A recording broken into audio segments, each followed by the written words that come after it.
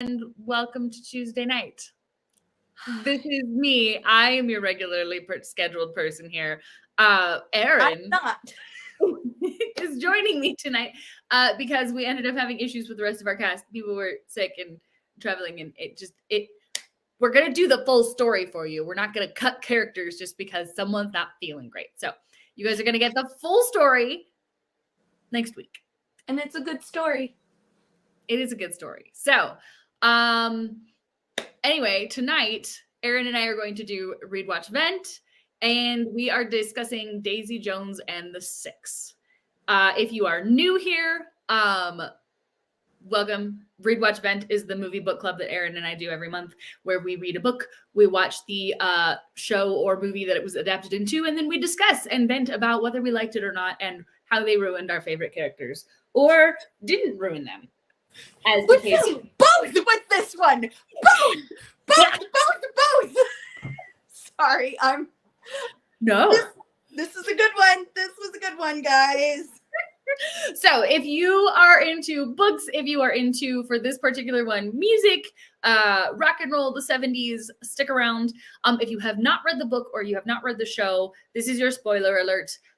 We will be discussing spoilers. So, if you don't want to hear those before you have read the book, go read the book and then come back to this. It will be either here on Twitch or on our Facebook page or on YouTube if you search Uncanny Prose. Or you can just message Erin and I on any of our socials and we will give you the link. But yeah, I think without further ado, Erin, do you want, and hello, I see we got two new people. Sorry, you get Erin and I tonight. this is not the normally scheduled programming. I'm sorry. I promise you it'll still be funny. Well, we're sorry everybody's sick. We're not sorry we're here because this is going to be a fun discussion. But anyway, so we always start this out with Erin giving us a brief 30-second description of what the show is about, what happens in the show. 30 seconds, okay? Ready, set, go. You got a brother band from Pittsburgh, and then you've got this girl named Daisy. So brother band evolves, becomes like okay band, but not a great band. They call themselves the Six. Then you've got this gal named Daisy, who's apparently incredibly gorgeous and unbelievably talented, but like not good at songwriting. And so you've got brother band and Daisy join together, make Daisy Jones and the Six. Leader of brother band is named Billy. Billy and Daisy kind of in love, maybe sort of, also hate each other. Drugs. 30 seconds. Drugs, rock. That's not it. That's not all the time. That wasn't good at all. Oh, I did so bad this time. Okay, actually, no, I love where you ended up because that is how this show is pitched, right? It is this sex, drugs, and rock and roll sort of biopic, right? Yeah. I went into this fully expecting like A Star Is Born, right? Like that, like the tortured artist who just can't do it and is probably going to just drink themselves into oblivion. And we're all going to be so sad because there's a wasted talent, but they needed the drugs to do their talent. And there's going to be a girl and there's going to be a love triangle and there's going to be a fight about the love triangle. That is what this genre usually is. Mm-hmm. And that is not what happens in this show or this book. This book is crazy. This book and show are both crazy because they simultaneously hit all of the rock and roll stereotypes and tropes and yet go like fly right past them simultaneously. Yeah. Lots of subverted expectations, which is great and super delicious. Anytime you like love a genre, if they can take your genre and be like, oh, and this is not a genre I usually actually like. The reason I wanted to do this book is because it is written as a collection of interviews from the band members 20 years after they mysteriously broke up during their sold-out show in Chicago. Yeah, not 20 years. It was 1970 something. And yeah, that's like 50 years, 60 years ago, 50 years ago. No. But here's the thing, is that there's a longer separation in the book and they shortened the distance between interviews in the TV show. A little bit, yeah. which with fun facts I will bring in more. I will refer. We have some movie trivia. No, we totally have some movie, but we're going to start with, okay. And we have been doing this in the past. We've done this as like, discuss the book, discuss the movie, but we are going to take a little bit more of a like story by story, beat by beat sort of strategy. We're going to talk act 1, act 2, act 3, because we are actors and writers, and we're just going to break it down that way. So we can kind of look at the movie and the show side by side. Yep. So, okay. The other thing is, I think this show, like at its core, is about passion, and it is not a cautionary tale about passion. It is a cathartic story about how to connect with deep, deep passion in a healthy way, which is extremely not what you expect from this genre. Here's something about this, you know how like every book and movie and thing is supposed to be teaching you, you're supposed to learn a lesson from it. Mm-hmm. I felt like I wasn't supposed to learn a lesson from this one. I was supposed to ride that mother wave with them, and that is exactly what they did. It was beautiful. Oh my god.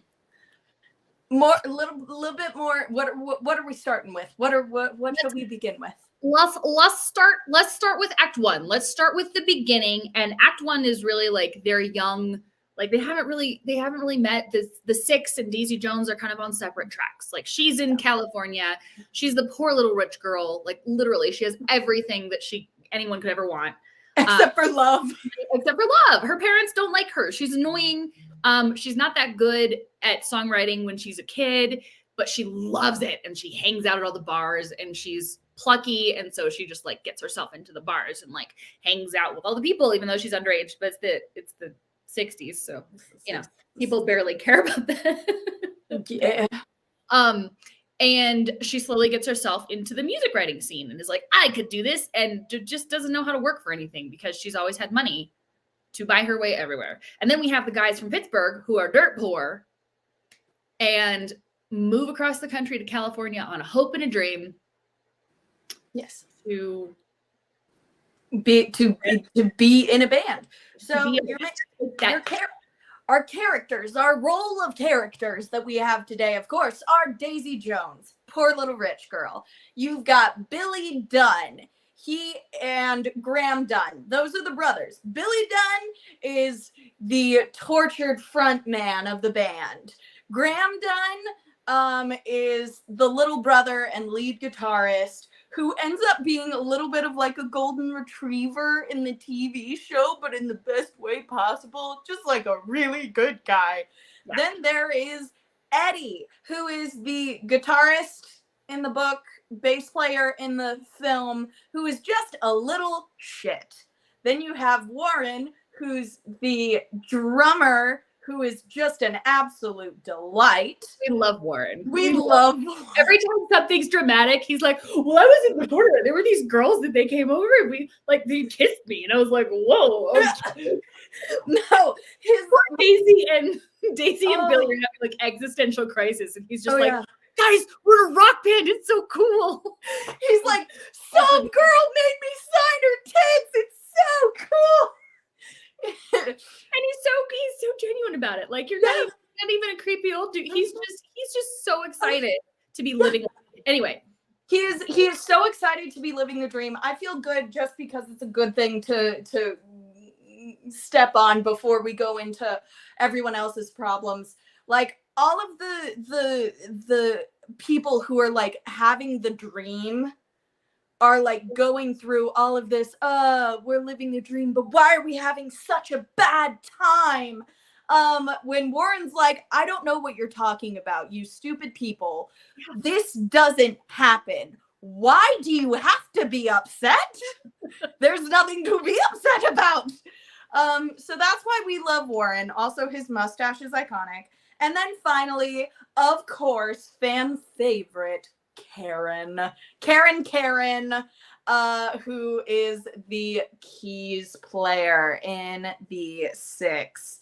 It is unfortunately straight. I was like, please make. Oh man, never mind. I know.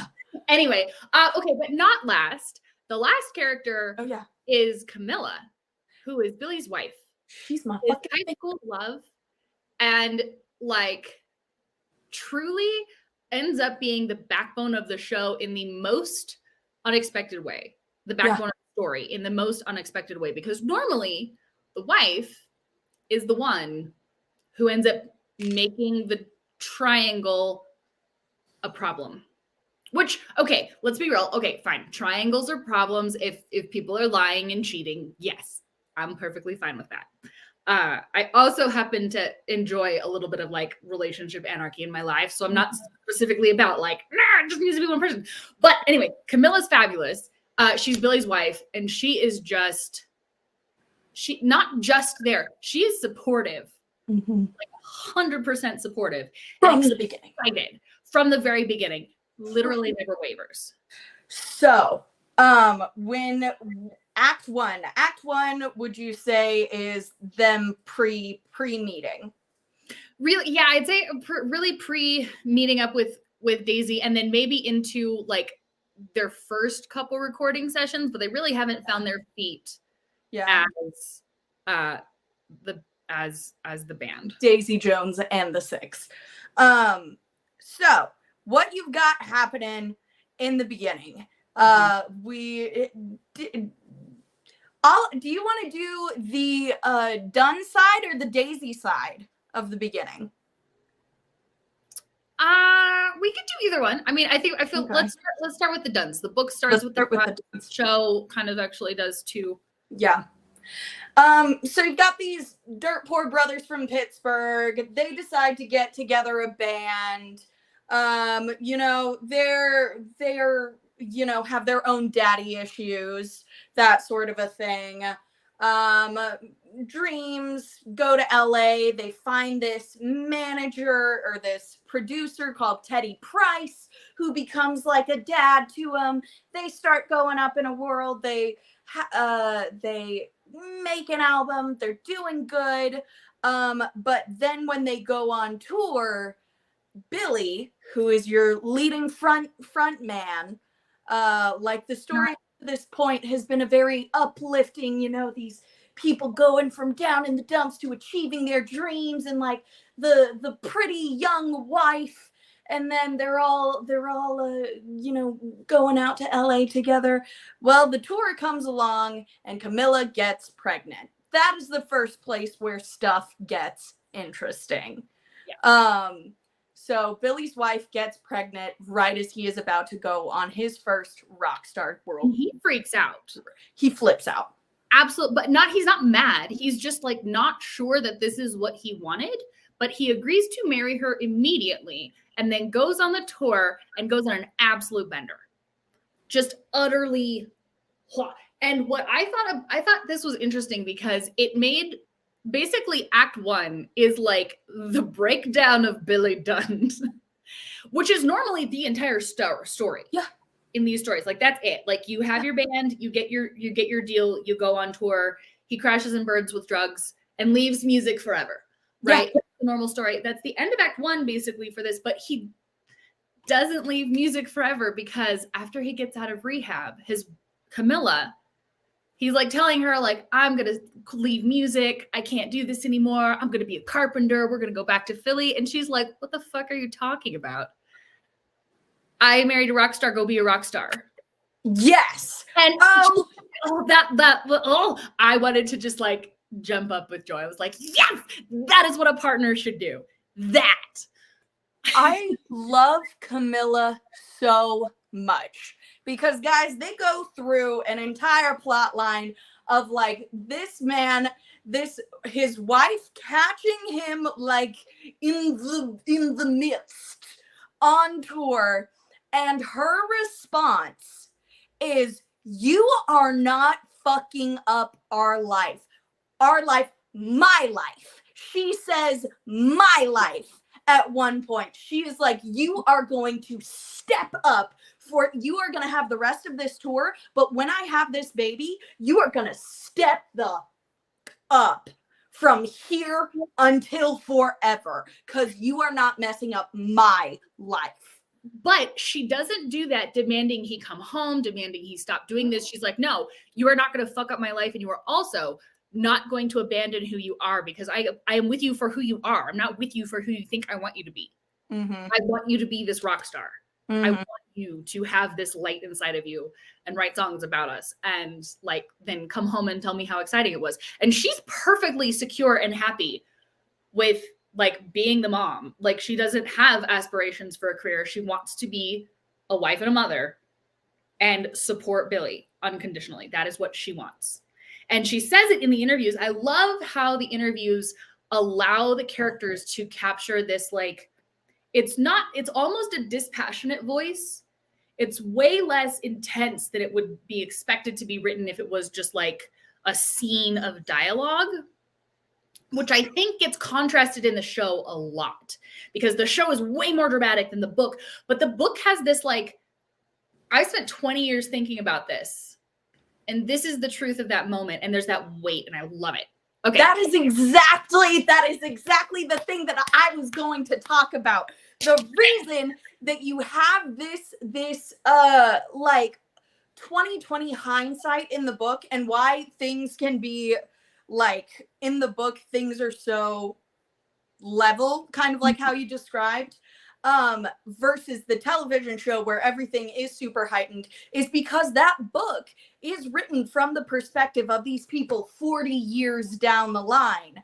And so they're evaluating themselves as teenagers, and they have a lot of grace for themselves and for everyone around them, which is also a tone that is not usually captured in this kind of story. Mm-hmm. Well, it's because the perspective of the television show, you see a lot less, like the entire book is dialogue from a storytelling standpoint. Mm-hmm. It is someone telling a story from the past. The television show is being played as this is what happened, and intermittently there is input from people who are being interviewed years later.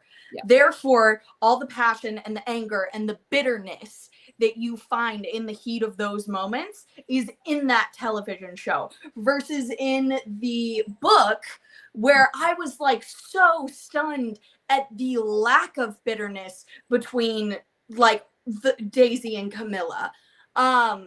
It was yeah, it's so beautifully written, guys. So let's hear so in the book and in the movie, in the show, actually, Camilla invites Daisy into their life with eyes wide open. Like, actually, she's fully aware that Daisy and Billy have this very strong connection. And she's not intimidated by it, because that's not the role she fills in Billy's life. She's kind of his muse, but also, like, I think their life is more his muse. It's not Camilla per se. It's like the life he wants with Camilla. So it's this very aspirational. Yeah. And I think she knows that. And she knows that he can't fully do what he needs to do without this other piece that is not hers to give, because she doesn't have it. Mm-hmm. And so she's fine with that. I also really love how she kind of becomes like a matriarch for all the boys, especially, and it's really clear in the show. Like, she's the guy everybody goes to, even Daisy, when they have problems. They're like, basically, Mama, come tell me when I'm having a bad day. Or they don't even come to her. She sees them across the room and is like, what is happening? Oh, yeah. Tell me. Oh, yeah. She's like Camilla it's so incredible that Camilla is not in every single episode, every single scene, but the feel of her is in every single scene of that show, and just in the book. Like, she is the blanket over it all, which makes a lot more sense once you get to the end of the book. I also really like that this show has 3 different women that are actually very highly centered in this show, and in the whole story. Yeah. Even though there's more guys in the book, but these 3 women, they all have very different perspectives on what success looks like and what their dreams are. Camilla wants a family, and she's going to have it hell or high water. Like, it is happening. Daisy wants to be loved and also loves being on stage. She is like your manic pixie dream girl.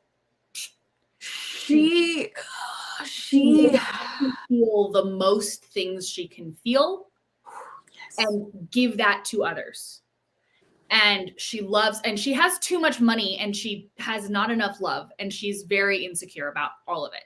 So she's very childish. But she just wants, I think, to find a family, but also she's not like, I'm going to be a mom. She's like, I want to find purpose.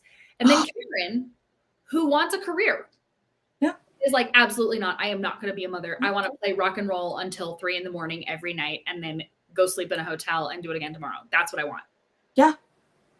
And I'm happy with that. And I was like, oh, and never do those visions of womanhood contradict each other, belittle each other, judge each other. It's great. If you want a show that just like passes the Bechdel test with freaking flying colors, this is it. Even with just 3 female characters. I mean, they are almost always talking about guys.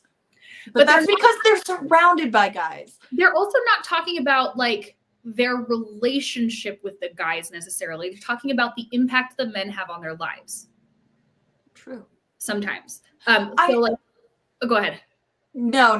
But I know what you mean when you mean like it passes the Bechdel test, because the women in this show are far less concerned with what the men want and think, and more of what they want and what they think is right. Despite what the men in their lives might want or think. Yeah. You've also got Simone. Don't forget Simone. She's a lot bigger part in the television show than she is in the book, but she's Daisy's best friend. Yeah. And she has a beautiful storyline as well. I didn't understand where her storyline was going in the show until we got closer to the end. I was like, I just feel shoehorned in. And I understand wanting to put a person of color and a person with a very specific queer identity into the show. But I was also kind of like, I feel like this is shoehorned until we got to the end, because Simone, I think, is the less successful, more stable version of Daisy. So she's a mirror for what Daisy could be. And she's like the conscience that Daisy needs, because she's known Daisy for so long. So she keeps calling Daisy back from that self-destructive stuff, which I also like. It's not a man going to call Daisy.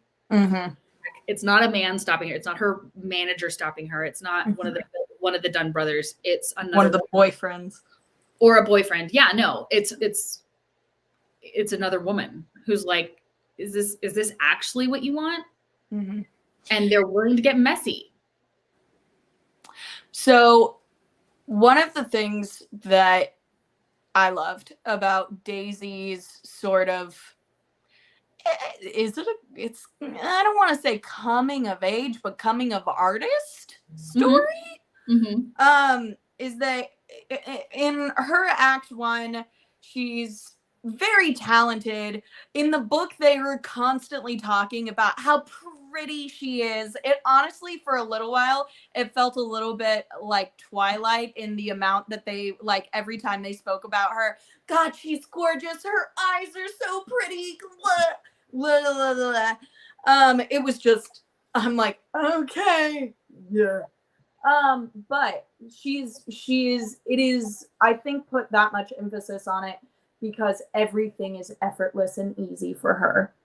And she has never had to try. Her singing is effortless. Her looks are effortless. She gets everything that she wants.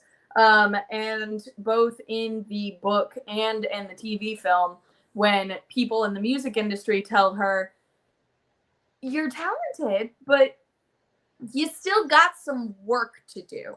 you aren't 100% there. She throws a little bit of a temper tantrum. Yep.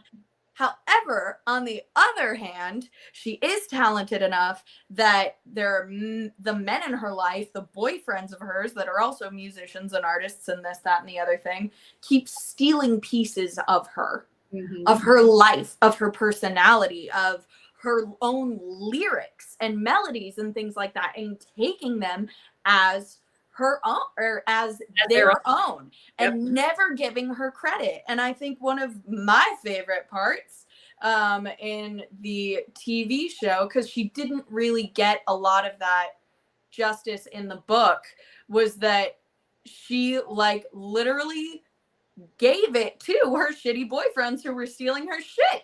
She saw an ex, shoved him in the pool, and then started singing her song how it was meant to be sung in his face, while everyone else is just laughing at him. And it was beautiful and satisfying.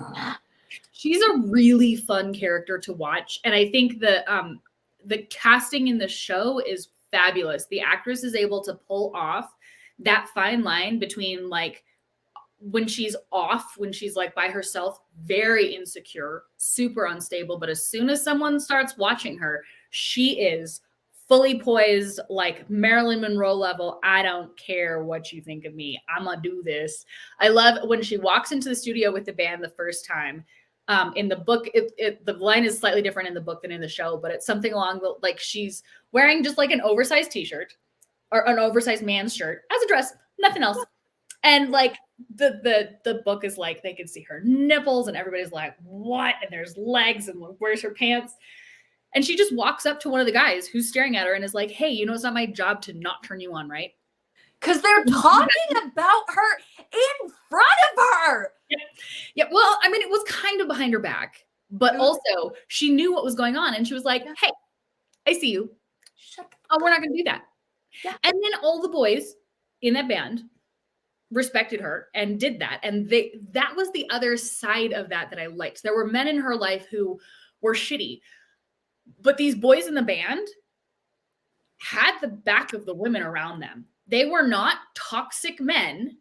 They were genuinely interested. And we are now into Act 2 for everybody who's watched the show and read the book. The band, they get together, they start making this album, and there is this cohesion that happens, and it's kind of messy getting there, but it's magical as it happens. But anyway, the boys defending their girls. Yes, so good. So yeah, so Daisy and the Six get brought together through a producer, and it turns out they make a hit record, and Billy has now cleaned himself up, and this record that they made was a song that he wrote for his wife, because now all of his music is about the life that he wants to have with Camilla. And Daisy is brought in on the song because the producer's like, it's a good song. It's not a great song, but putting them together, Billy and Daisy together, along with the rest of the band, made it magical and a #1 hit. And the thing was that Billy wanted this song called Honeycomb to be an idyllic, optimistic version of what could be for him and his wife. And Daisy is, I wrote a note about this. She's not here for optimism. She wants the deep, the dark, the dirty, and the ugly. She's like, I don't want to sing a song about your wife. So she instead edits this song to make it about doubt and not, oh, we're going to have this life, but are we going to have this life? And Billy hates it. And he hates her because he's like, you fucked up my song. But then somehow magically they're like, oh, tortured artist, husband, wife, soulmates after like nearly murdering each other. And then, you know, getting along and then also nearly murdering each other again. It's very, very chaotic. We go back and forth. I think this show hits something about real good art on the head. And that is that good art is usually complicated and multi-layered. we've all seen shows where we're like, okay, yeah, I agree with this message, but like that was all you had to say. You want a house with your wife? I mean, we all do. Cool. Oh, so this may be a good time to bring in the fun facts. Yes.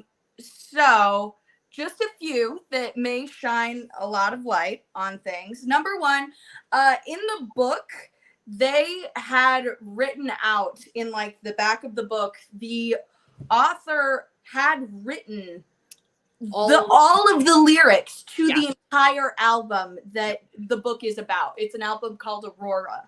He wrote all of the lyrics out. One thing that I thought was going to piss me off, mad time, right from the start, they don't use any of the lyrics. They don't use any of the author's original lyrics. And when Riley, so my friend Riley was watching this before me, and I'm like, oh, I'm going to go see. She's like giving me little tidbits, and I'm like, I'm going to hate it. I'm gonna hate it. It's not that hard to just put a couple lyrics in. But then she's like, no. The songs are good. Just wait. You aren't gonna mind it. I'm like, that's bullshit. This is not hard. And then I was surprised that I didn't mind that they didn't include the lyrics because the music was really, really, really good.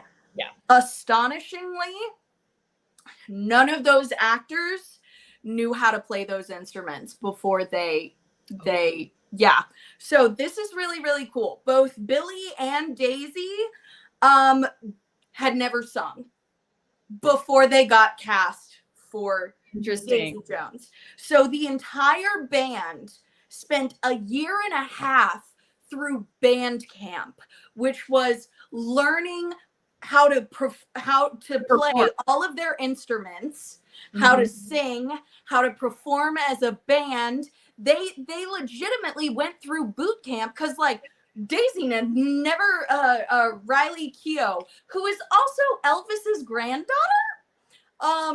she had never picked up a guitar. Wow. Like, no. Suki Waterhouse, who is actually a pretty big deal on her own, like as a musician, didn't know how to play the piano, had to go from like Mary Had a Little Lamb to Bach in a very short amount of time, and that is them playing. And that's cool. Yeah, and there is a very, very, very high possibility that those people will now be going on tour or having some kind of live performances as well, because they're going back to band camp, which is very, very cool. Also, so these characters who are known for being such incredible powerhouse rock performers, the actors who played them didn't know jack shit about what they were doing before they got hired. Really cool. Yeah, that's really cool. And they, you know what, you can kind of tell because the whole vibe of their music is very like, we started this band in our garage, and they like carry that heart through all the music. And I mean, that kind of makes sense if they were just learning and they were that's really cool. Oh yeah. I think they have beautiful voices though too. Like the music, it really sings, guys. Like if you haven't, and I think you can get the whole album on Amazon if you like it.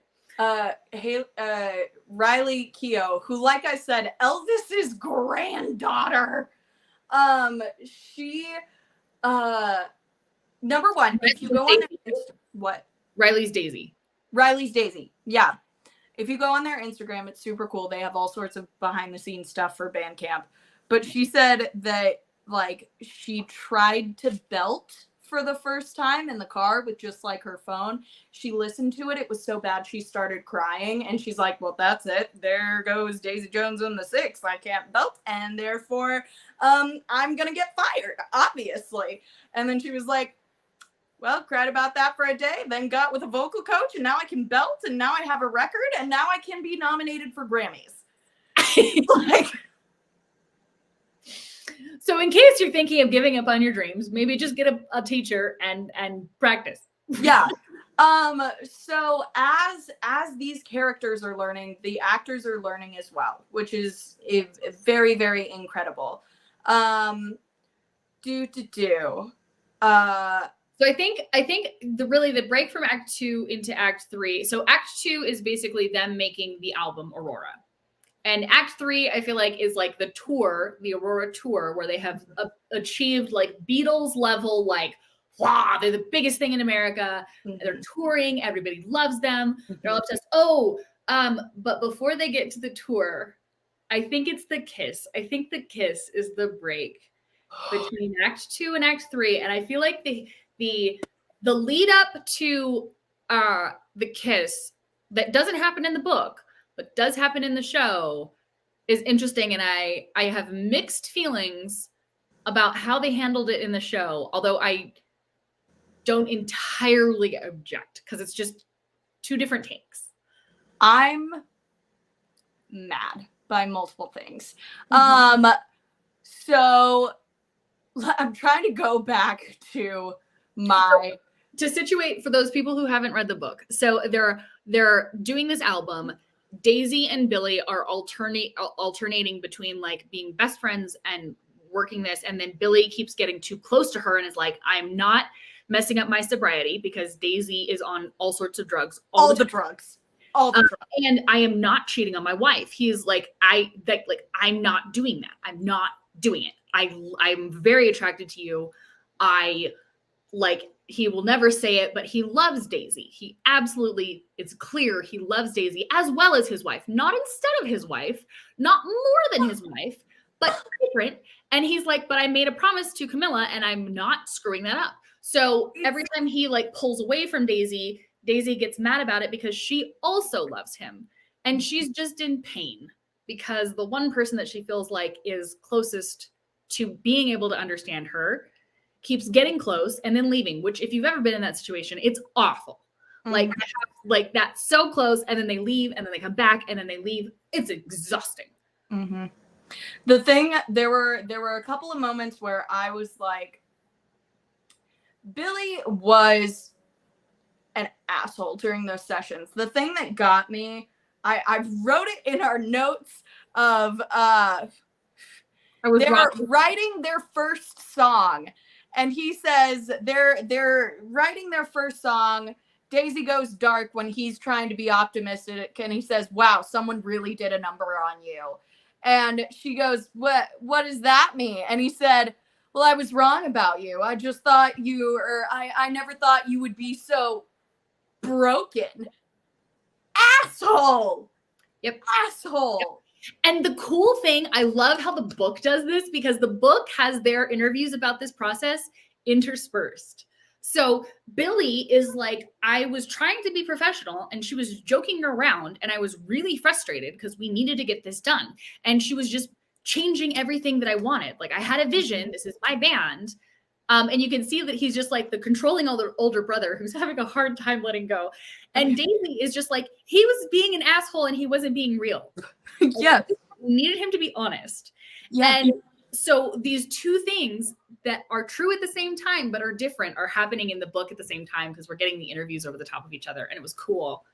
It doesn't happen in the same cool way in the story. Their chemistry just continues to build. Mm-hmm. Until he kisses her to manipulate her into staying for a session, which the motives there fucked up. I think that is a change in his character that I think does the Billy character an injustice. Yeah. Because he is a control freak. He can be an asshole. He is a recovering addict. And so he has all of that baggage and insecurity, but he is not a manipulative person. He is and frankly, Daisy is too strong of a character to be manipulated like that. She's been manipulated like that by men before. Yeah. And I question whether that would have the effect.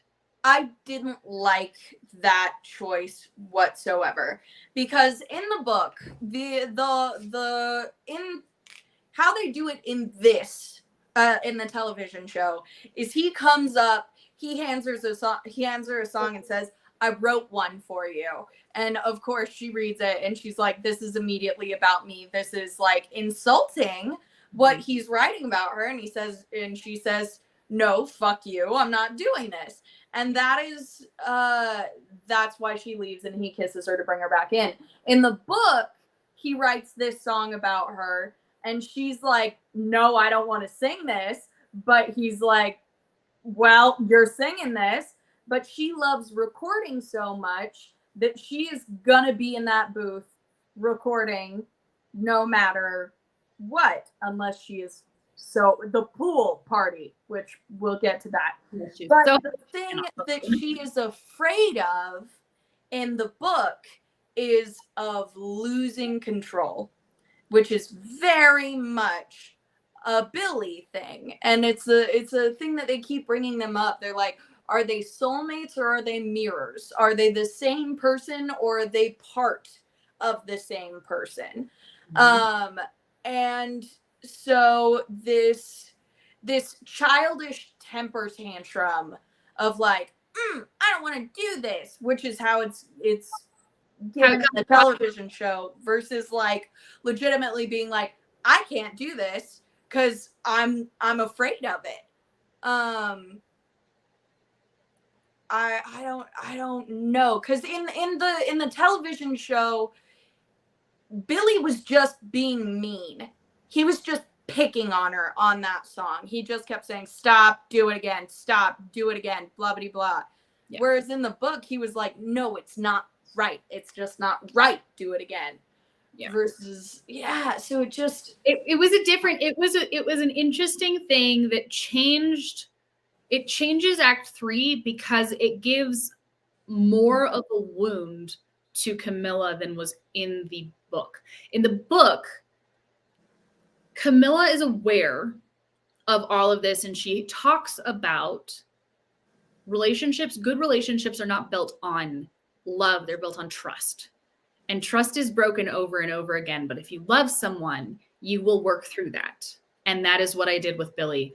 Over and over again, and not in a way where she was like, he was breaking my heart over and over again and doing the same thing. He was growing and encountering new obstacles, right? Like he worked through the substance abuse problem, and then he had to overcome like his like blocked writing ability, and then he met Daisy, and that was a new thing to deal with. So it's not like he's just like repeating the same problems. And in the book, Camilla is like, what was I going to do? Stop him? Yeah. Like, I love him. I don't want to stop him. And I chose to trust him. But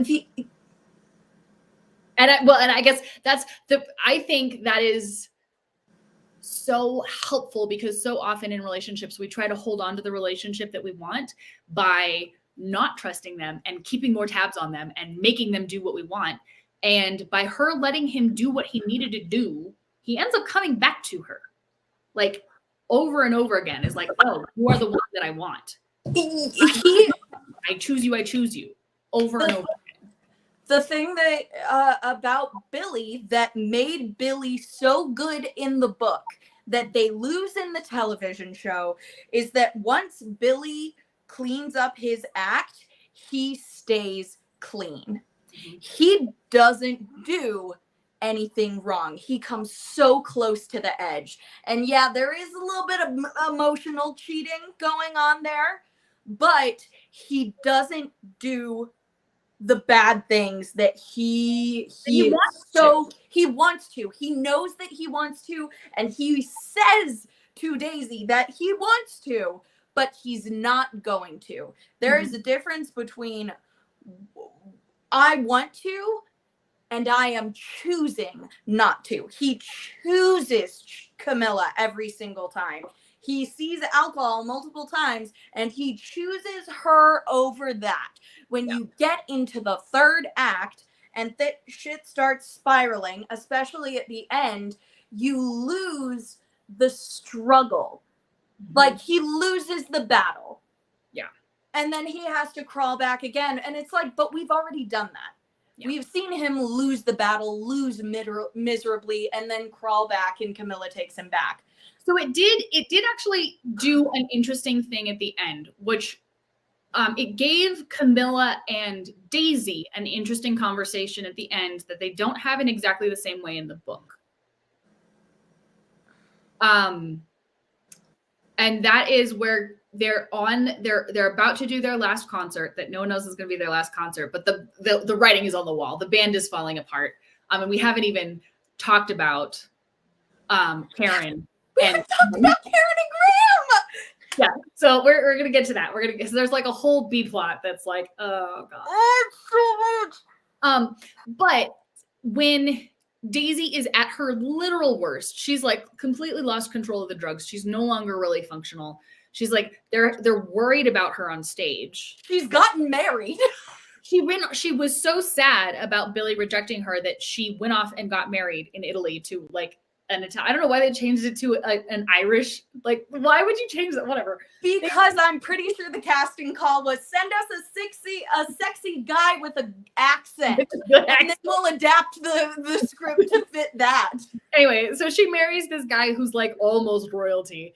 And in the book, he's actually an abusive asshole. In the show, he's less of an abusive asshole and more of just like gaslighter, which actually I kind of liked more, just because this show is not about men being terrible, which there's a lot of that in feminist storytelling these days and in female-centered storytelling. And I think sometimes those more subtly shitty guys are harder to deal with, and they're not as dramatic to deal with, but they can be just as devastating. Like the fact that Daisy's husband watched her OD and then just stuck her in the shower, didn't call the police, and he sticks her in the shower. In the book, I think Billy just finds her there. Well, yeah, he finds her in the shower. In the show, the husband's with her, but like packing. Yeah. And he just leaves. He just pieces out and then shows up the next day and is like, let me get you breakfast. Hi, baby. And Daisy is like, absolutely not. No. But yeah, so she is off the rails. She has made some terrible choices. And she gets a great scene where she throws him out of the hotel room. And I loved this. And all the boys. I loved all the shot of the boys being like, no, leave. Like, no. Like they don't even know what's going on. They're just like, no. Yeah. They hear a ruckus. She's yelling at him. She kicks him out. Like she makes a move to get him to go. And so he comes back at her, and you see 3 men push her, like stand up and immediately get in front of her, and are like, it reminded me of one of those things of like a bunch of high schoolers being like, you want to tussle? Like, we'll go. But it was so good. So good. She doesn't want a hug from any of them, and they are all like, okay. And then she takes a hug from Karen, who understands what's going on and just like melts. It's such a well choreographed scene. Beautiful. And that scene was just perfect. And I actually kind of liked it better than how it played out in the book. Like I just thought the way that they choreographed it in the show right there, especially the ending hug with Karen, with Daisy having had this huge moment of strength, just absolutely breaking. Under the Fuck Eddie. God, Eddie. Under the emotional weight of what was happening. So beautiful. Okay, we're going to get to the Camilla and Daisy conversation in a minute, but let's talk about Karen and Eddie real quick. No, Karen and Graham? Karen and Graham. All you need to know about Eddie is he was a jealous little shit who's annoying as fuck. I empathize with him because he's definitely like that person who's like second place every time and is just freaking frustrated about it. Like and it makes him annoying. It makes him kind of annoying and bitter, but I was that person in high school, so I 100% understand. Like, it's freaking annoying. And nobody recognizes what you're doing because it's like enough, and it always happens. That's true. But I'm going to say the difference between Eddie is that in the TV show, Billy says this, and I think it kind of makes sense, is that Billy says to Eddie, because Eddie, of course, he wants to be the front guy. He's miffed about this, that, and the other thing. He didn't get the girl, blah, blah, blah. Billy tells him at the end, you know what? Yeah, but I feel like you also need to feel slighted, because if you don't have that, then you actually have to step up, and you just can't do it. And I think that there is some truth in that, because if Eddie had stepped up from the start instead of whining to everyone else, like, Yeah. you probably wouldn't be in the biggest band ever, and also like me. No, I see that. And also I think in the show, Eddie, especially because there's an implication of like an affair between Eddie and Camilla, which I did not like. That was weird and icky, and I was like, that's not Camilla. I don't. That kind of made him, if there is a villain in this show, it's kind of Eddie, but not real. Like, there's not really a villain in the show, which is also kind of interesting. It's the villain is their own self-destruction. Yeah, they're fighting their own demons. Yeah, there is so much to go over in this show. Karen and Graham. Karen and Graham. So Karen and Graham's love story starts out pretty early. It starts out as a fling, and Karen is very clear in the interviews, at least. This was not a serious thing. I tried to make that clear. In the show, she makes that clear. She makes that pretty clear. Especially because they keep flirting together, and then she'll go off and like make out with some other dude. Yeah. So, like, she's making this clear. This is not super serious. And she's very, very clear about what she wants for her life. She says, this is the life that I want. They're talking early on when they're first starting. I want travel and sex and rock and roll and making music with my friends every night until we're exhausted. That's all she wants with life. And she wants to do that till she dies. Yeah. Understandable. She's got goals. Yeah. Good for you, girl. So then she and Graham become more serious, and they keep it a secret. In the book, it is one of those things where it's a fling that kind of turns into we just do everything together. It's a fling that settles into a relationship. Yeah. That Karen isn't willing to tell anyone about. In the TV show, I fully understand. In both the book and the TV show, she has a scene where she's like, I don't want to be known as the girlfriend. Are you kidding? No, because once I start dating you, that is anything anyone will ever remember. And beautiful Graham being like, yeah, I get it. I totally understand. Yeah. Which, by the way, ladies, that is actually a valid thing to ask for. I have been in like relationships where I've been like, no offense, but when we go places, we're introducing me as Chloe and you're this person. And that's just it. I'm not your person. Yeah. Because I want to be my own person, and I want to be taken seriously in the professional environment that we're in. I don't want to be here as your significant other. Mm-hmm. I don't want you to be here as my significant other. Mm-hmm. Anyway, that's my personal soapbox. Continue. Yeah. But and I thought I was going to be mad about it, and I almost was. In the TV show, like Chloe said, they make it very clear that like she's going off and she's kissing other people, but also still flirting with Graham. But the breaking point comes when Graham has a girlfriend, and they go to the beach, and Karen's like, what do you talk about with her? Oh, wait, she's a psych major. So she's pretty and smart. But what is the breaking detail? She likes Barry Manilow. He's like, no, she doesn't. She does not. It was adorable. It was adorable. Karen really liked him. Yeah. But then this relationship cannot end up perfectly. No. Rock and roll stories are messy. Yes. So predictably, Karen ends up pregnant. Yeah. And Graham is like, yay, you can stay home with my baby. And she's like, I can stay what? I'm sorry. Are you quitting the band? Yes. Who's quitting the band to raise this baby? Because I'm not quitting the band to raise this baby. Are you quitting the band? And Graham's like, no. No. It's like, Yeah. and in the book, he's like, I thought we were still talking about it. And in the book, she's like, no. And then I went to a clinic with Camilla. With Camilla, which Again, freaking got me in the TV show. Number one, yes, the moment of, we'll get a new keys player. Are you quitting the band? Yep. No. That was a brilliant, I love that moment. But in the television show, when Camilla sees Karen, they don't even have to say it. She just knows. And instead of like, oh, are you like trying to test her? Camilla knows her so well that she knows it is not what Karen wants. So she immediately goes, oh my God, I'm so sorry. Yep.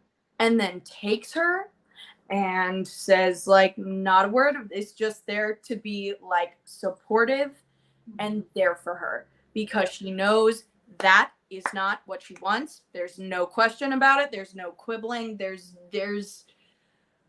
oh, it was just so refreshing because as a woman who has children, who is a mother, she knows her friend well enough to be like, that's my dream. That's not your dream. Which is also, I think, often something that people with children don't give those of us who don't have children and don't want children.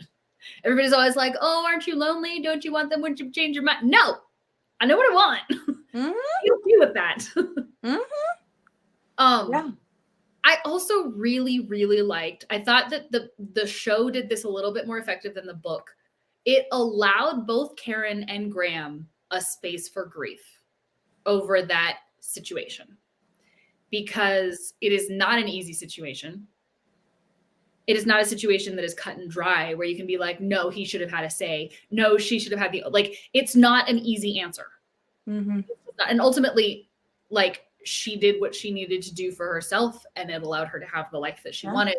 And that is a wonderful, valid choice that takes all sorts of courage. But there's grief in that too, because it also meant it meant that she was crushing this relationship that she valued. Yeah. And Graham, I think, was grieving something that he didn't even know he wanted. So what you said, valued. And I feel like that is very, very, very much what Book Karen felt about that relationship. Book Karen made it very clear that like she didn't love Graham in the same way that Graham loved Karen. Yeah. It at the end of the television show, which was like, so they have like their, the story's been told, everyone has their, and this is what I'm doing now. Graham has a family, he has kids, he moved back to Pittsburgh. He was grateful, and he's like, and I'll always love her. Like I'm grateful for that time we had. Thank you so much. And I have Karen to thank for that. Mm-hmm. And Karen has a line that's like, what? I told him what he needed to hear. And I told him what he needed to hear. But there was some hint of it. I think the line was a little bit changed where it became obvious that like Graham at the end of the television show was like, okay, we don't have to have a baby, but if you tell me that you love me, yes, I will go and I will follow. Like, we will be just fine. Yep. You tell me that you love me as much as I love you, and we will be fine. And she doesn't tell him that. But she regrets that. Yes. Karen yes. That. She said she told him what he needed to hear because she knew that he would want a family even if she didn't. And it's like, oh, but you did love him. Okay, but I think that is what this show, that is what this show is about, like the cost of passion, right? Like if you truly love someone, do you love them so much that you want to like smash them to your chest and keep them so close and watch them shrivel and die there? Or do you want them to be happy, even if that is not being exactly what you wanted them right now? They're not there to make you happy. They're not there to make you happy. They're there to be themselves and to be loved as you are. Oh, And I think this is just so rarely written like that. It's just so rarely written. It's always got to be drama. It's always got to be somebody's fault. Somebody always has to change and be noble for giving up their dream. No, fuck that. Let your people know that they can have their dreams and you will be there cheering them on. That's why this story hit me so freaking hard. It is you hit it on the head, girl. This story is entirely a story of if you love them, you will let them go in every way, say and shape and sense of the word. Because you've got Karen and Graham. If you love them, let them go. They both loved each other so much. Daisy and Billy, if you love them, let them go. They were like, we can't be together, even though we love each other. When you get to Camilla and Billy at the end, so you want to reveal the surprise twist ending? Super spoiler. So if you have gotten this far, but you really don't want the very last twist, stop listening. You have 5 seconds. 5, 4, 3, 2. By the way, the band broke up. Also, the band breaks up. Yes, for reasons, but they're just basically all sad. Like the band has like outlived its usefulness as a thing, and they have all grown up. To be perfectly honest, Everyone's heartbroken. Yes, they're also heartbroken in that moment, having to go to rehab because we have the interviews. Like they had grown to a different stage in their career. And just playing those same songs over and over again would not have developed them as people, which is always hard for artists to move on from something that's amazing. But anyway, okay, go ahead. The final thing that is the ultimate, like, if you love them, let them go. Go for it, Erin. Okay. So you find out in this final thing. So apparently the night after their final show, Camilla enters Daisy's room and talks to her and essentially tells her, Daisy, I know that you love my husband. I know that he loves you. But, girl, you need to have a life and he will always choose me. And there's it's not like, get the fuck away, step off. It's just like, I need to tell you this. Because it's hurting you. She knows that it's hurting her. She's like, I want to set you free. And who is in that room but little Billy's baby daughter, Julia, like a 5-year-old daughter, Julia. And guess who's making the documentary now, 40 years later? Julia interviewing all the people. You're just like, oh. Because she was like, I remember that night. Yep. The line from Camilla. I think this is maybe she says this earlier in the TV show, but I think don't count yourself out yet because you are so many things that you don't even know. And I don't remember if she said that in the middle of the show or if she said it towards the end, but I think that's the general gist. And I wrote it down because I was like, that's so beautiful. Now that is from the book. They fucked up the last episode because in the book, you have this beautiful conversation between Camilla and Daisy. And Camilla is what gets Daisy to essentially leave the band. Yeah. For her own good. And go to rehab. Clean her life up. And then she has a fabulous life. She has a daughter. She has a career. She continues to be a songwriter. Yeah. Everybody, like. Thanks to Camilla. And at that time, Billy is down in the lobby struggling with her sobriety, but ultimately he puts the glass down and he goes up to his hotel room to be with his family. Now, what do they do in the fucking television show? Well, guess what? Billy gets a drink before the show and suddenly he's doing coke and alcohol and actually he's absolutely buzzed out of her life.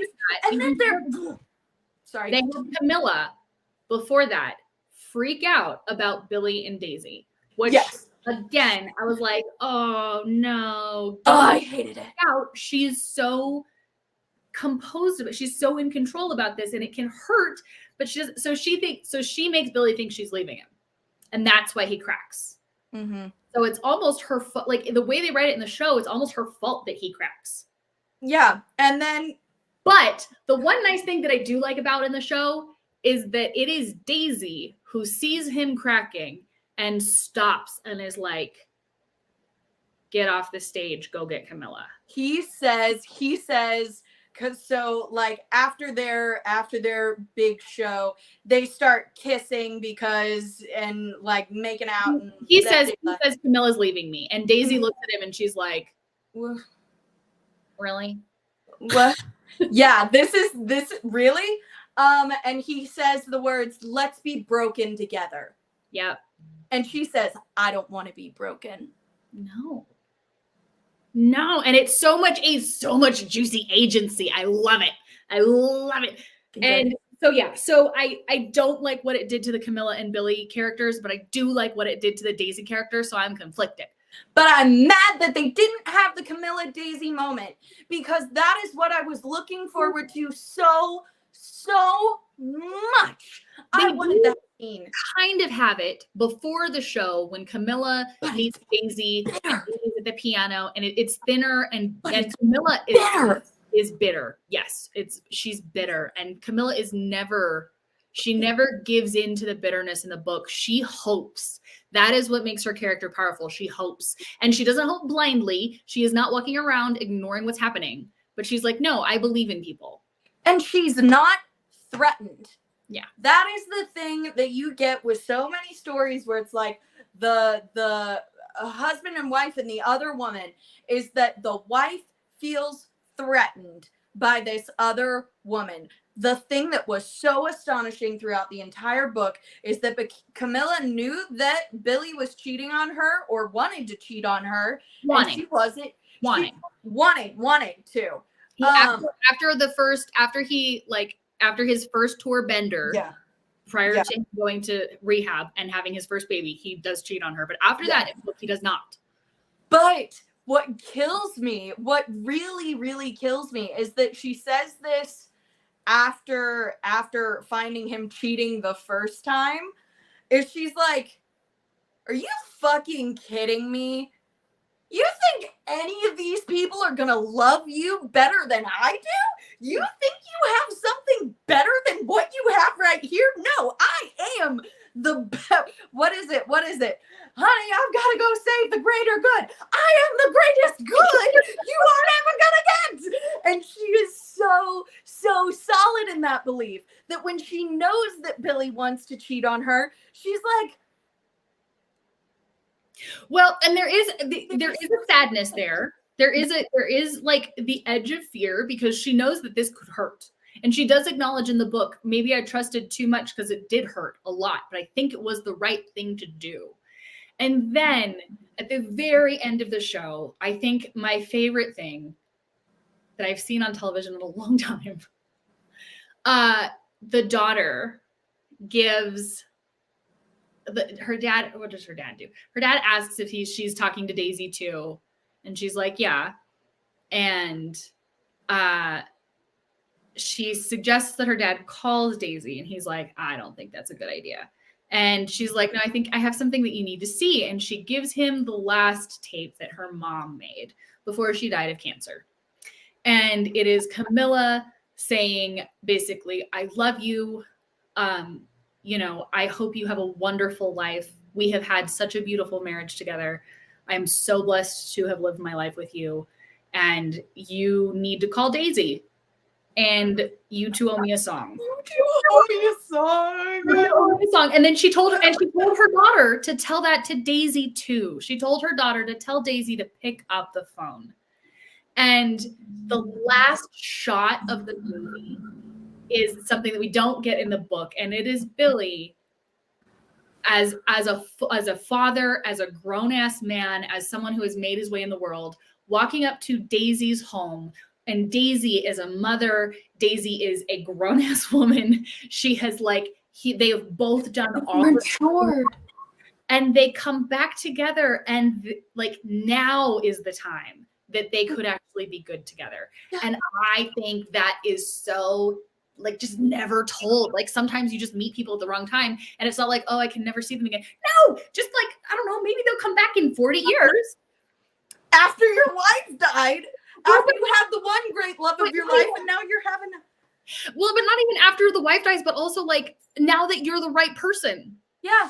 Now that you're a healthy human being that can actually stand being with this other person. There were so many moments that I thought they got so right, and then so many moments where I was like, you didn't get it. You didn't get what I wanted out of it. And one moment was the Camilla moment, and then another moment, just because I want to say this to you, was the pool moment. Oh yes, the pool. Okay, so there was a moment where like we're going back to Act 2. We're going back to Act 2. She is a druggy mess. Yes, and she's still not really fully in herself as a songwriter. They're recording Aurora, and like she's living her dream of like being able to record in a studio. Nothing will keep her away from that. But then, you know, you get strung out on drugs and suddenly you lose track of time and you aren't in the studio when you're supposed to be. So the producer and Billy go to her little cottage at Chateau Marmont, and she's having a massive party, like an all out party. And when she walks, and when she sees Billy and her producer walk in, the thing that I love, despite her being absolutely strung out on everything, someone goes to offer Billy a glass of alcohol and she immediately goes, no, stop, and grabs it from him, which in the book I'm like, oh, that's so beautiful, and I wanted to see that and I didn't see it. And then in the book, it said that in this scene, she was in the pool floating in this gorgeous caftan, and it was the most beautiful picture you'd ever seen in your life. In the film, I was like, that is so, she's just laying there like a dead fish in the pool. And I'm like, well, that is far from beautiful. And then the other, like, I just expected more from that scene, and they didn't give it to me. Nope, I agree. Okay, the last thing we have to talk about, because it is like the other B story that is running through this, is Simone and her lover. Is it Bradley? No. It's oh, I just had it in my head before you thought it, or before. We're IMDbing this. So Simone is Daisy's best friend. And Simone has been a disco singer for a long time. It takes Simone a lot longer to hit her, to like make her mark than it does Daisy. But Simone is this rock. And the storyline that they give Simone in the, this is Goodreads, not IMDb. What am I doing?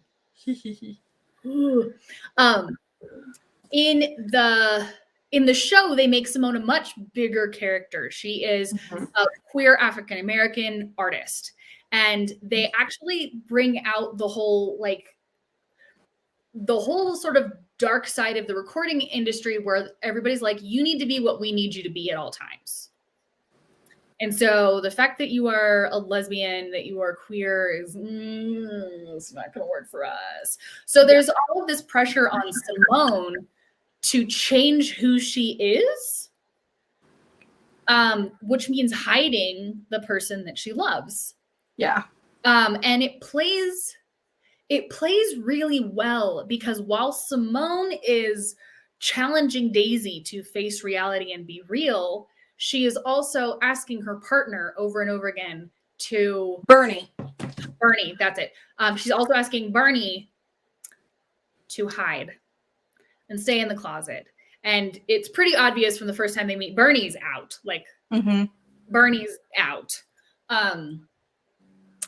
But Simone is not comfortable with that. So she's challenging Daisy to be real. She's challenging Daisy to be authentic. And she is struggling to do that in her own career. Go ahead. Well, the thing about Simone is that she has to work so much harder because she has so much more blocking her, especially in the 70s. But like in the TV show, she bangs into her. Daisy, what do you think you're doing? This is exactly what you have wanted since we were like babies. Yeah. What are you doing? And this is when Daisy has said, Daisy briefly leaves the band while they're recording, or while they're finishing up, like mastering the album, and goes to Italy and marries this guy. And Simone comes and is like, "What are you doing?" And Daisy's like, "I'm quitting the band. I can't do it. I love living in Greece. It's amazing." And Simone's like, "What are you talking about? This is not what you want." No, you're not staying here. No, absolutely. yeah, Sheila, it's so brilliant in the this is one of the moments where in the movie, in the TV show, you see Nikki, her new strapping Irish husband, be manipulative as fuck and be like, "Oh, well, you know why Simone wants you to go back to the States? Well, she wants you all to herself because she's in love with you."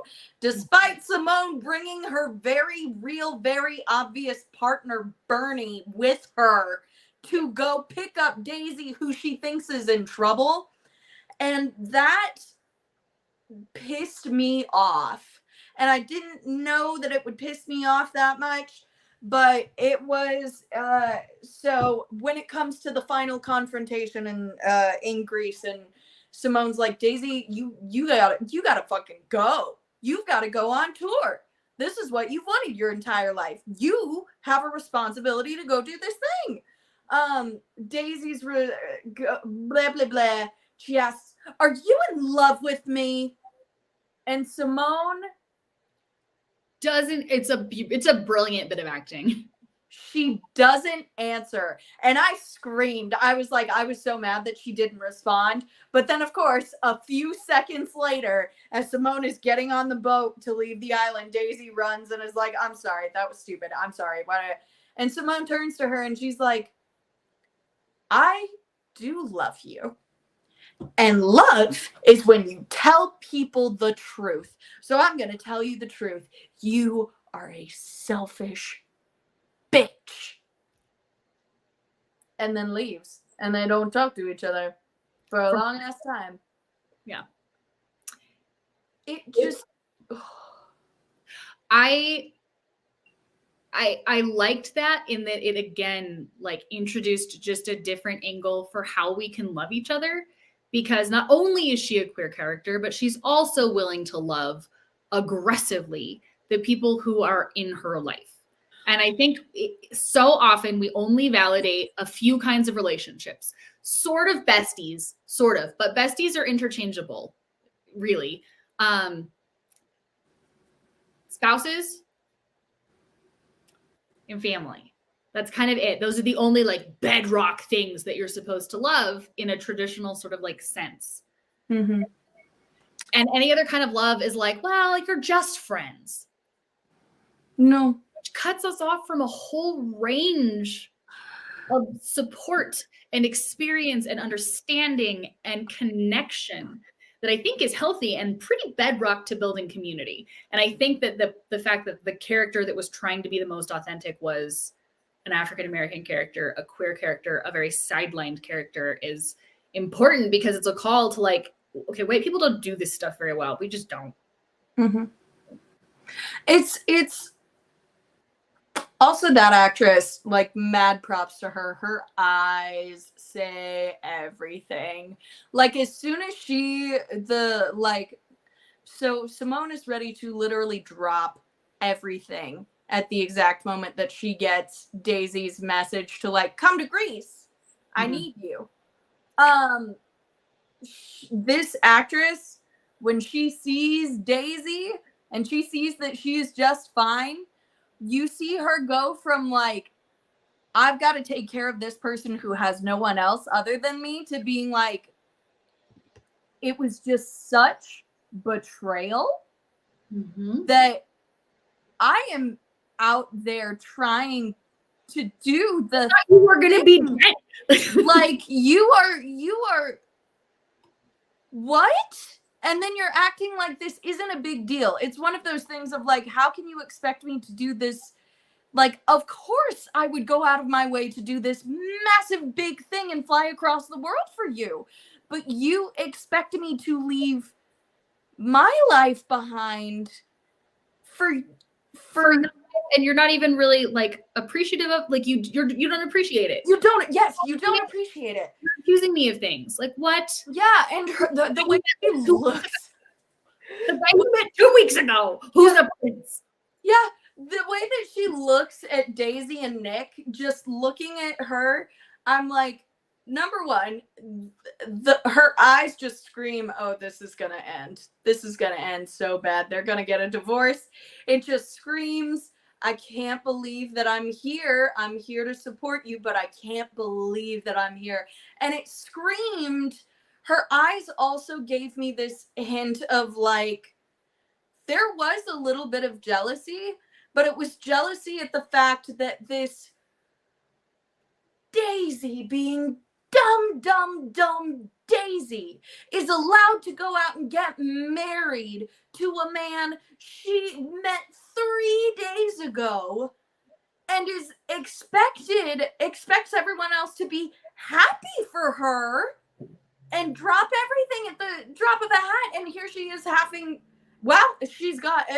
abandoning her life on top of the world. Yeah. Well, she is like fighting for what she has and having to hide her love herself. I also really appreciated how Bernie doesn't have a huge part in this show, but Bernie is constantly there with Simone, like just watching, like just so happy to be along with Simone. Knows shit's going down and is just like, cool. I'm here for you. This is drama. This is some talks on the plane home. Bernie's just like, this is your best friend? Okay. I was so worried because like the whole thing of like they were about to go to a club with a really big person that night, and then suddenly she has to go hop a plane, and she's like, why are you, we literally, and I thought that was going to be the end of her and Bernie, was her flying off to go see Daisy, and then Bernie was like, well, you're not going to Greece alone. I mean, no, but again, you have another person who, instead of taking the difficult things with the partner and being like, oh, your life is so difficult and inconvenient for me, Bernie was just like, no, cool, let's go save your friend. Okay, that's what we're doing. They got there and Bernie was like, okay, your friend's hella drama, but sure, I'm still on board with saving your friend if we can. I don't think we can. She's clearly messed up. She's pretty fucked. And then Bernie was just there for Simone when Simone was like grieving the fact that her best friend is kind of being an ass right now. Yeah. Wow. There was a lot to this book and this TV show. They're so good. Yeah. So all that to say, really great book, really great adaptation. Couple moments that, got changed and it had various ripple effects. I think this is the first time that I've been like, okay, I see a change and I'm like, I kind of like it for this character and I don't like it for this character. And it just, very rarely does that happen. Usually if they make a change and it's bad, it's just bad across the board. Yeah. I think this was uniquely difficult to adapt to the screen because it's a series of interviews. Yeah. So there's a little bit less to hang your script on, and there's a little bit more of a need for condensation, but also creates kind of a conciseness for the condensation as well. I don't know. I kind of wished that there were moments, like one of the beautiful parts of the book is that there are legitimate moments where you hear these characters go back and forth where it's like, oh yeah, you said that directly to my face. And it's like, oh, I didn't say anything to him before that event. Like things like that. Remembering it all different, especially I love they're talking about the wedding. They're like, Camilla came out in a white t-shirt. Camilla had this beautiful dress on. Camilla was wearing a yellow sundress. Yeah. I legitimately like I wanted to have those moments in the show, and I'm sad we didn't get to have that. Really, they only preserved that in like the emotional moments. There were a few emotional beats where we got to see like different reactions at the same time. But I don't know. So anyway, I highly suggest this movie, this show, and It's so good. the book as well. The book is so good. Did you read it? Did you paper read it or did you audiobook it? So I audiobooked it, but I knew it was written like a play, in the way that it was just lines of dialogue, and it like the audiobook was like a play as well, which I love. The actors in that were so good. Yeah. I love the audiobook. The audiobook is actually this is I think one of the rare occasions where I'm like, oh no, that audiobook is like, because it's very well directed. It's got a cast for each character has its own voice actor, so you can very easily distinguish what's going on and who's saying what. It's really well done. So yes, our next one is going to be The Power. I already listened to it. I have not seen the television show, but I have opinions on the book, and they are strong. She's already on it. So we will be doing The Power sometime in May. It'll probably be a Thursday, but also it might be a Saturday. Our schedules are, when they happen, because fluid. They are fluid. But you know what you can do to know when we're always on? You can follow us on Facebook. You can like us on Twitch. You can follow us on the YouTubes and get notifications when we are going live, because we do this. We typically do this once a week.